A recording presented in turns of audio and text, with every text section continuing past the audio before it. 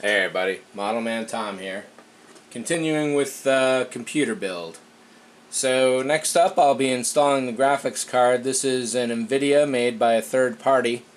It's one of the more recent kinds of cards. It's definitely a lot smaller than I figured. For a while they were making them about twice, not quite twice as long, going all the way out to here.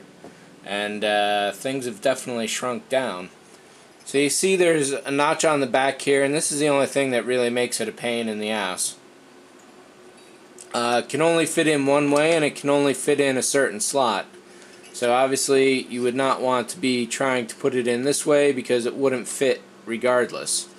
There's only two kind of slots in here, PCI Express and PCI. PCI Express is specifically for graphics cards, and you see there's a latch here to snug that down in. You don't have to touch this at all. And the only other trick to do is figure out which of the back planes to pull out. So typically I'll just kind of line that up here. Sometimes the way the card is built, it could be the one above or the one below the slot. In this case we're looking at the one kind of below. So let me get the screwdriver here and we'll just undo this. Some cases you don't have to manually screw this out. Some of them, the tin here is just lightly punched. It's definitely nice that this is a separate piece, because trying to punch out the tin, you can warp out the back and it gets to be a real mess. So there's also this little slot here, which is an additional trick.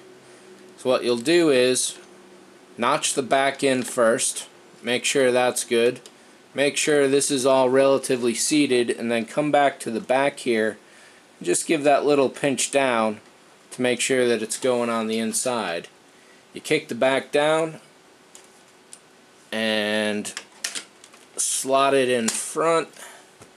That's it, you're done. Hopefully you didn't miss any of that. And then when you want to pull a card out, in this case the PCI, you have to hit the back there, but typically you pull one direction. The memory, you want to put that straight down, but in the case of PCI cards, you want to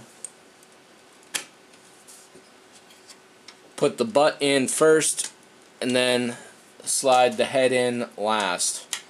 And then to complete the ensemble, just screw this back down. And that is all there is to that.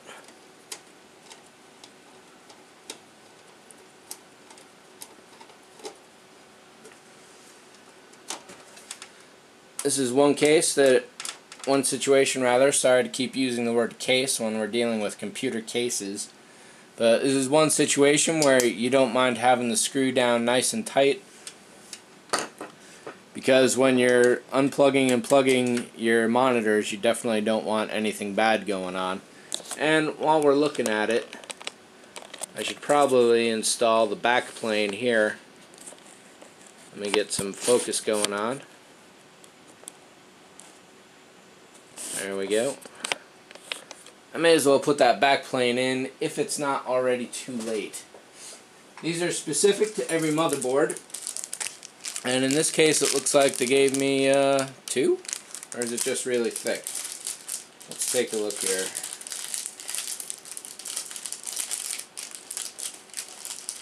It's just really thick.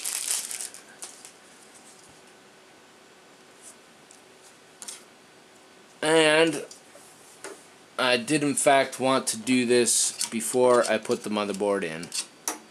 And in this case it is actually too late to do this without pulling the entire motherboard out. So I should have been thinking about that. It's not too big a deal. This basically just helps to keep all the dust out and makes everything look a little pretty.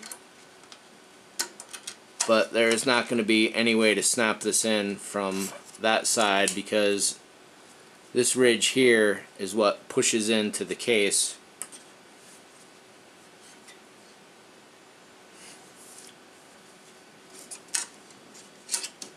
And there's definitely no way to do this now. It's just too thick. Will I pull the motherboard out? I don't know. It's not too late to do that. and it's probably better to do that sooner than later. We'll take a look at it tomorrow. Thanks for watching. See ya.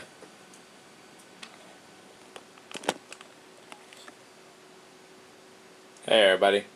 So, to continue the computer case stuff, don't put the motherboard in without first putting the backplane in. This is actually called an IOShield, input-output shield, and this is custom to every single motherboard. You'll always get one of these with every motherboard you purchase, and basically that just fits in the, if I can lift this, just fits in the back hole there to give everything a really nice tight fit. And if you put the motherboard in, you have to pretty much pull it out to put the IOShield in. So I've just set the motherboard off to the side a little. Let's drop the tripod here. That's about as low as it goes, unfortunately. But from the back side, all these IOShields, or the IO holes in the back of the computer, are pretty much a standard fit. You just got to make sure that you get it lined up properly to the motherboard itself, of course.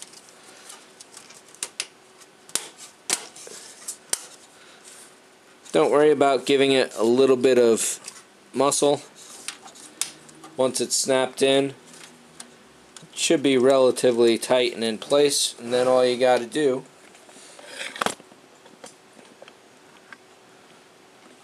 actually, this can be a little bit tricky on some motherboards.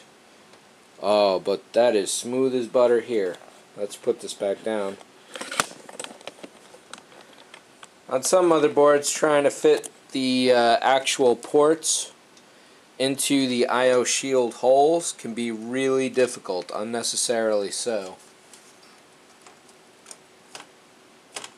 But that is just smooth as butter. Nice, nice, nice.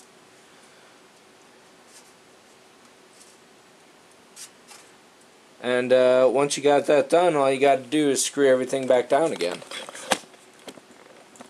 So, all told, it can seem like a hassle if you do forget to put the shield in.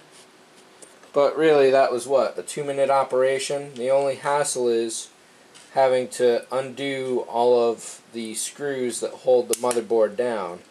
In this case, there's 9 of them, and I just dropped one on the carpet, so I won't be seeing that one again. Fortunately, I do have spares, and in many cases, motherboards will give you a few more screws than you really need. And if you didn't see the other video, when you're putting the screws in here, there's 9 of them total in this case. You only want to put them in enough to make contact, or rather to get into the borehole. You don't want to tighten these down yet, because if you tighten one down, you'll find that the motherboard has no wiggle room, so when you go to tighten the next one down, the position is off for the screw hole. So what you do is get all 9 relatively loose and in position,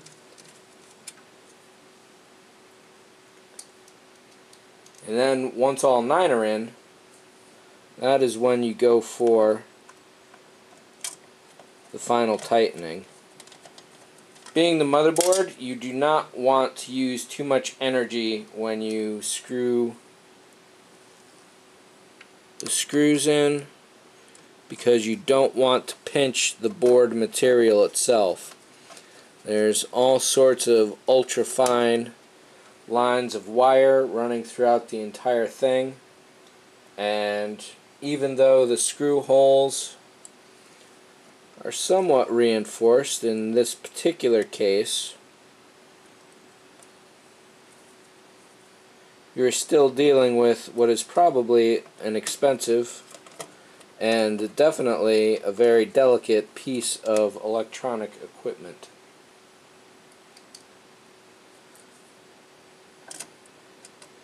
And I usually like to have these little paper washers on each screw, but when I pulled this out I dropped one of them. So in this case I'm not going to worry about replacing it at all. And oddly, oh, there's where the missing screw belongs. So let me pull out a spare here.